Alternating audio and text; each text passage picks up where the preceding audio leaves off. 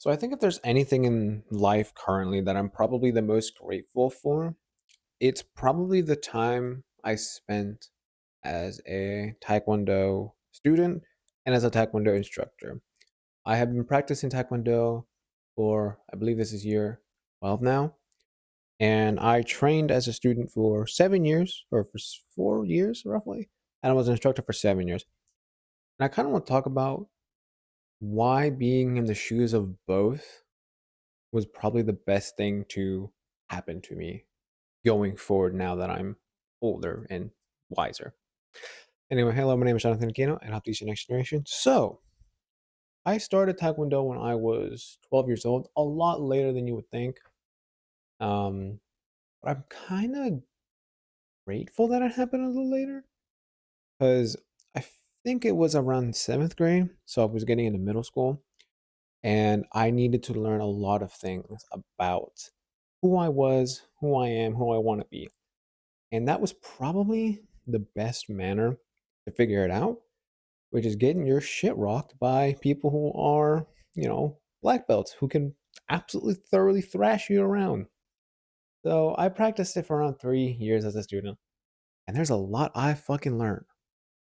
Biggest ones being humility and ego checks, because I walked in as the oldest student in that class because there was a lot of I was teaching or I was there with my siblings who were around the age of all the other students, and I was the old fuck in the class, which was like, oh, I'll just go ahead and I'll win because I didn't know what Taekwondo was, and then I started getting into it, and then I realized that because I'm the oldest, there's a lot of more pressure on me to be careful because I would crush any of them in a spar or in any activity that we do, like stretching exercises. If I'm not careful, I could really hurt them.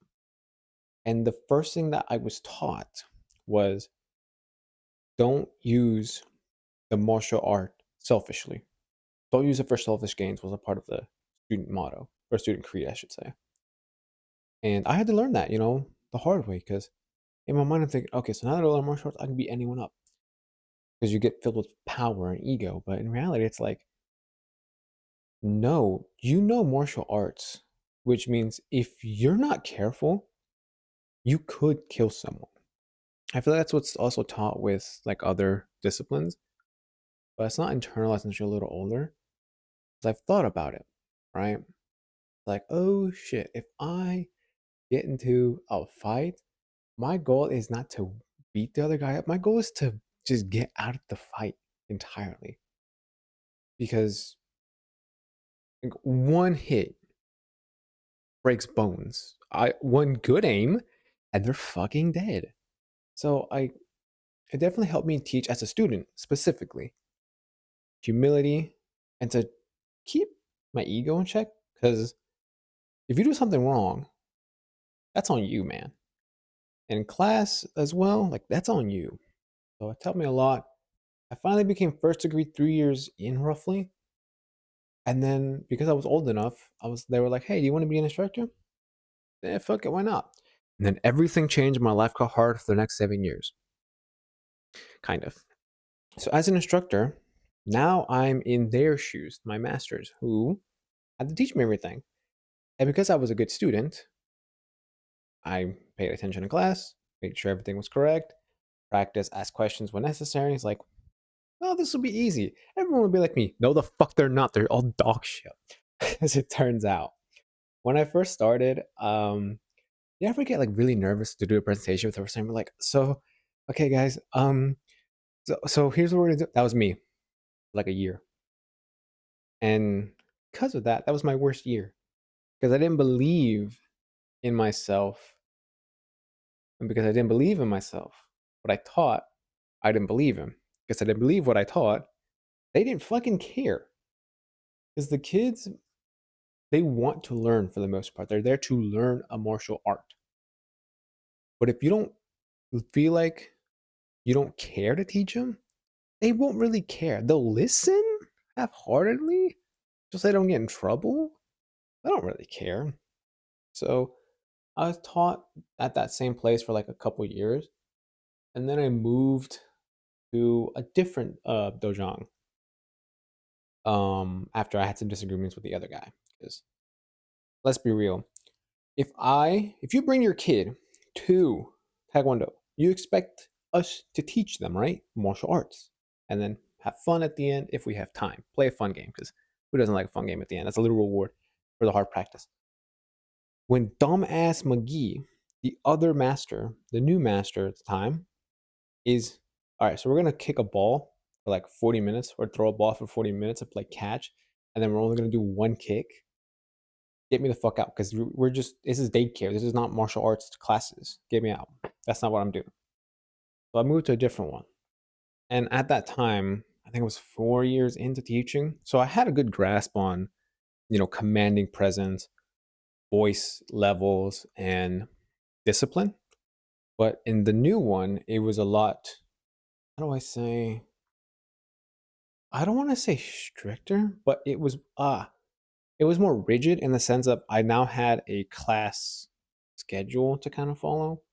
In the old place, it was very freestyle since we were the instructors and there was no set plan. We kind of had to come up with the whole class plan.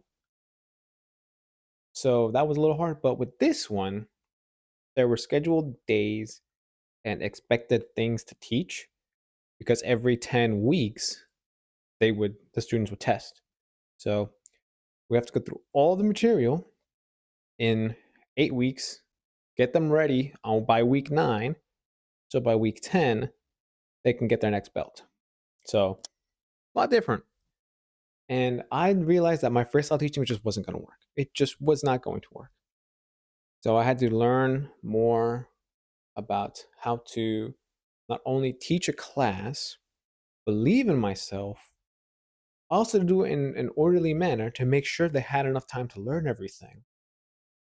So what I learned then was patience and to truly understand what it means to have the respect of the students. And I really learned it with my little military.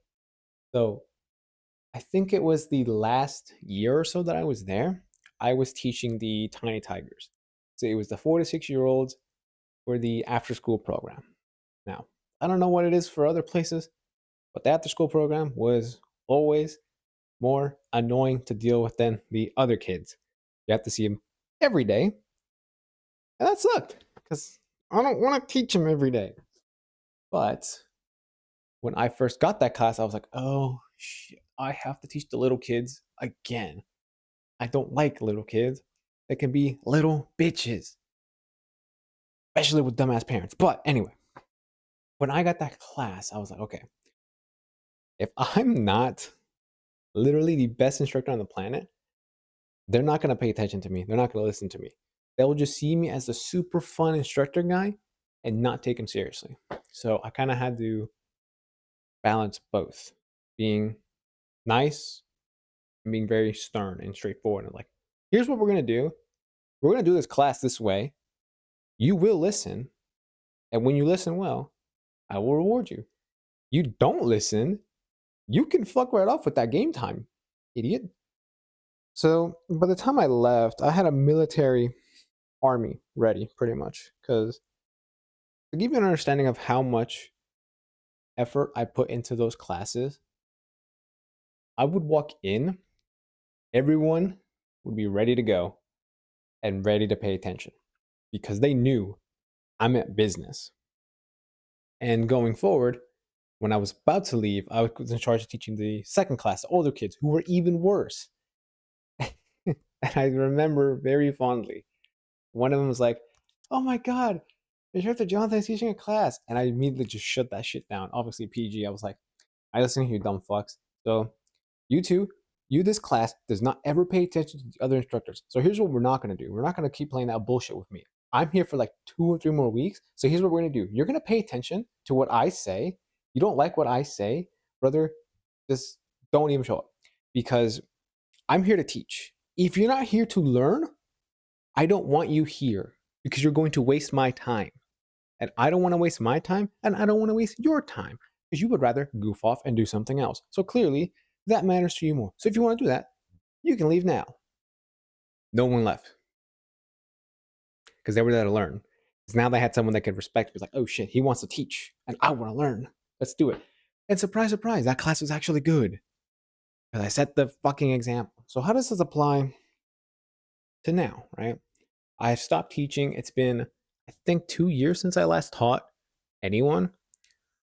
Dude, let me tell you, a lot has changed because of those times. Because I now feel super confident in what I speak and what I say.